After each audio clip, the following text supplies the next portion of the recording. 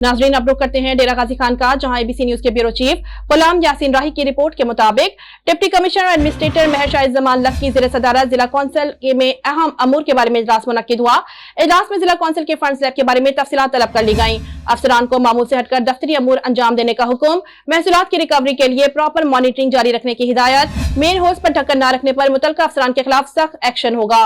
Deputy commissioner महर Shahid Zaman luck ने खिताब करते हुए कहा कि जिला में सफाई सीवरेज मामलात में बेहतरी के लिए हंगामी इकदाम यकीनी बनाए जाएं। जिला कौंसिल के रिसीवर्स बढ़ाने के लिए हर फॉर्म से राब्ते किए जाएंगे।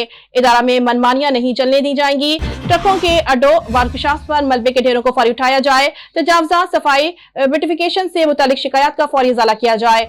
महर शाहिद जमान लक ने कहा कि पिलडॉट से मुल्तान रोड तक मशीनरी और स्टाफ की वर्किंग का मुकम्मल डाटा दिया जाए।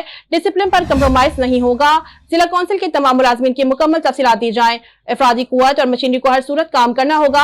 अफसरान वर्किंग चेक करने के पाबंद हैं। डिप्टी कमिश्नर ने मजीद कहा कि वाटर सप्लाई पेमेंट्स की अदायगी के अमल को शफाफ तरीन बनाया जाए। अफसरान इजलास से कबल तमाम तर मामलात की तैयारी करके आए। इजलास में ब्रीफिंग देते हुए बताया कि 18 था 22 मार्च के दौरान वॉल चंगी खात्मा की 135 तजावजात, 200 मेन होल्स कवर करेंगी।